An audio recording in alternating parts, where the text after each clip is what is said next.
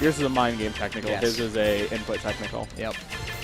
So we're going to go right into this next Down match. B's own trippybutter. trippybutter, who is usually right there running stream with Jaaahsh. But Jaaahsh is manning it right now, doing a great job. And then on the other side, we have SLIVR, who is Spinner and Bean's brother. That's He's, right. I think he's the youngest of the three. Yeah, that is correct. Game & Watch, he comes to stuff.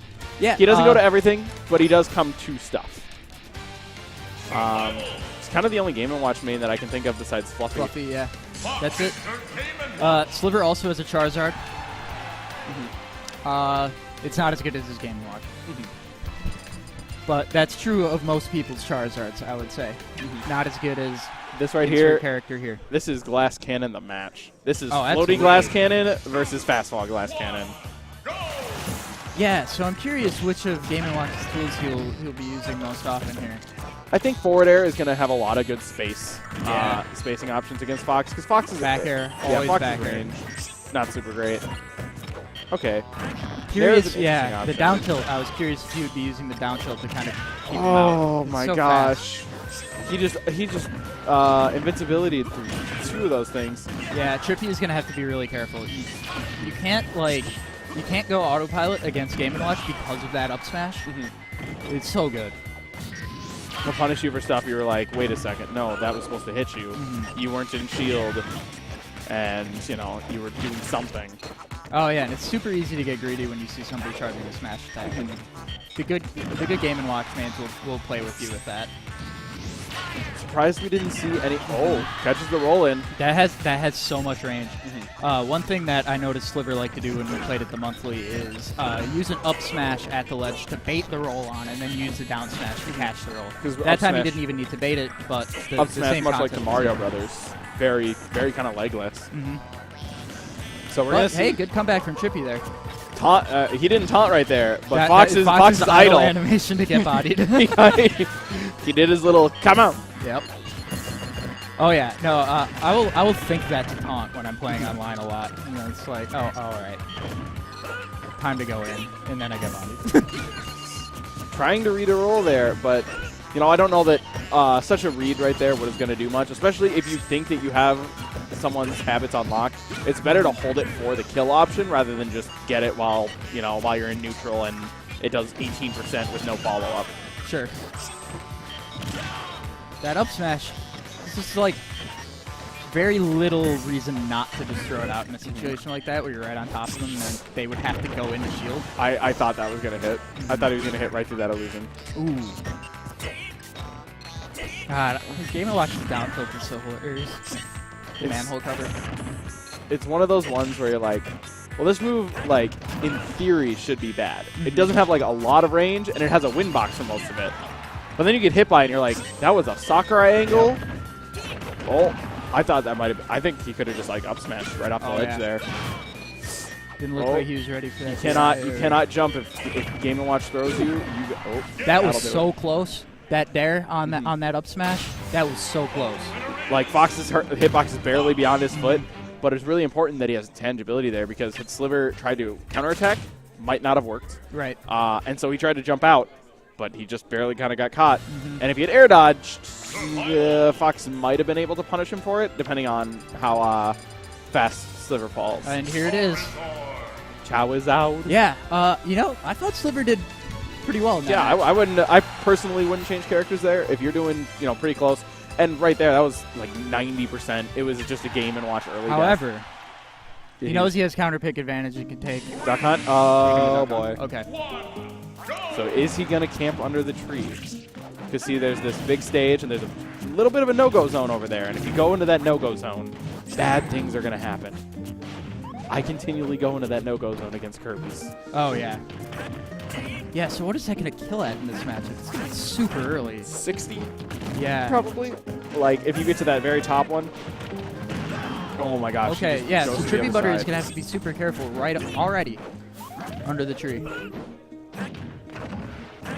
Like, especially if Charizard starts building up rage, because large stage, Fox isn't going to be able to kill as quickly off the sides.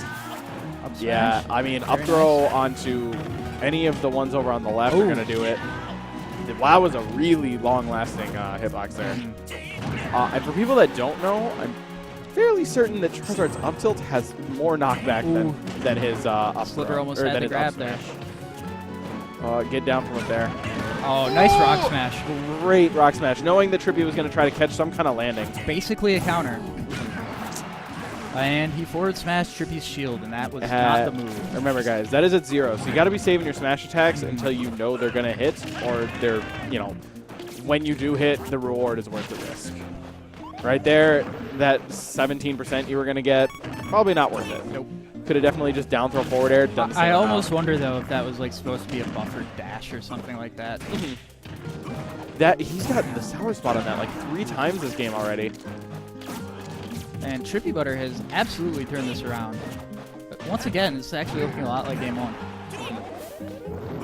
But here we go now. We do have Charizard with Rage, and we have a light little Fox. Like, yep, Trippy doing what he can to get out of the no-go zone. Although he keeps staying right underneath it. Oh no! Oh, dude! No! Oh, that could have been brutal. Although now, I mean, this is. Oh, that was a brilliant up B there.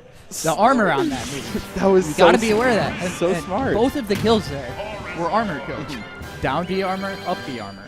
And both times, Trippy tried to come in with an overly aggressive option rather than waiting for something guaranteed.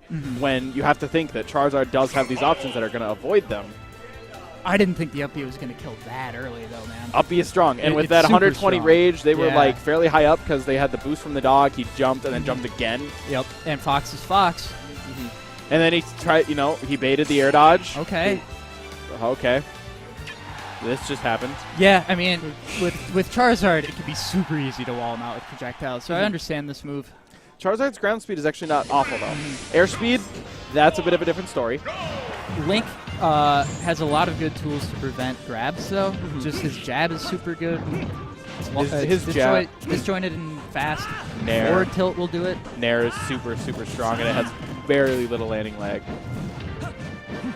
So, yeah, and also with FD, there's not really anywhere for Charizard to hide from all this stuff that Trippy can keep throwing at him. He takes away a lot of options for Charizard extended combos.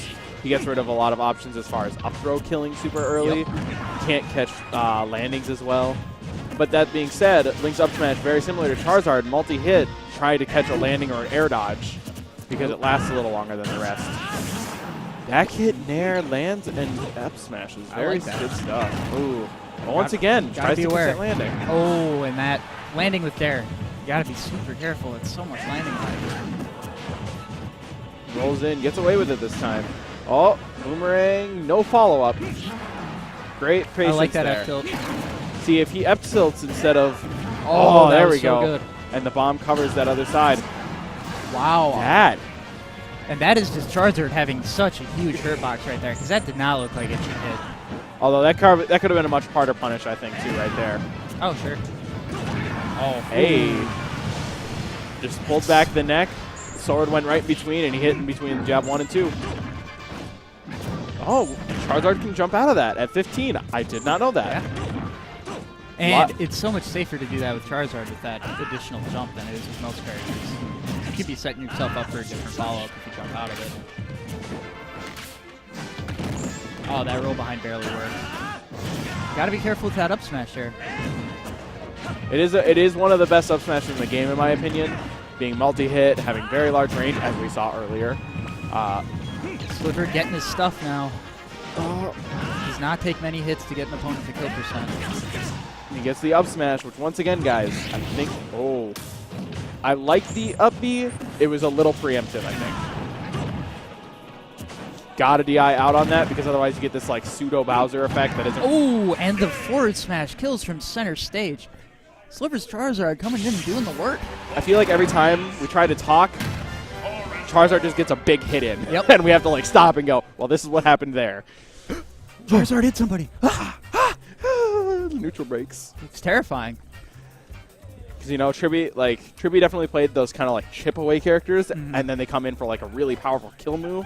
Whereas SLIVR played those explosive, like, hit you twice and you're dead kind of characters. So I know, like, Josh and I talked about how, like, the term micro-spacing is kind of a silly term because it's just spacing. Yeah. But with Charizard, the difference between getting the hit and missing the hit and being, you know, this close to the character is the difference between comboing for him for like 80% and dying immediately. Which is why it's super important to keep spacing, especially like moves like forward smash where he does that reel back with his neck, a lot like Mario, like you had said earlier, and Falcon too. You know,